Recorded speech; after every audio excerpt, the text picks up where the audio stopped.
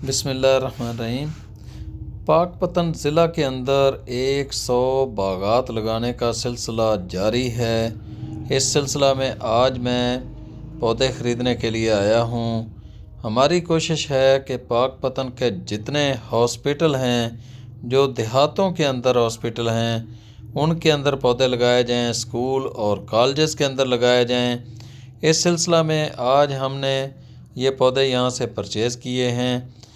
Hospital और ये जो जगह हैं, इन जगहों पर मैं इसलिए कोशिश कर रहा हूँ कि यहाँ पर चार दीवारी भी है, माली भी है और पानी भी है, जो नहरी पानी है वो है। तो आप तमाम दोस्तों से गुजारिश है कि हमारे इस मिशन के अंदर शामिल हों, ताकि हम पाकपतन ज़िला के अंदर 100 बागात लगाने में कामयाब हो सकें। हम बड़े साइज़ के पौधे लगाते हैं, जो कम अज़ कम 5 से 10 फुट हाइट वाले पौधे होते हैं। इस सीज़न में उनके ऊपर फ्रूट लगेगा, और अगर इस सीज़न में ना लगा तो अगले सीज़न में लाजमी तौर पर वो फ्रूट उठाएंगे। तो बड़े पौधे लगाना ही असल शजरकारी है, क्योंकि ये बहुत आसानी से कामयाब हो जाते हैं। छोटे पौधे जब लगाते हैं उसमें से बहुत सारे ज़ाय हो जाते हैं। तो आप सब तो हमारी इस मुहिम का हिस्सा बने।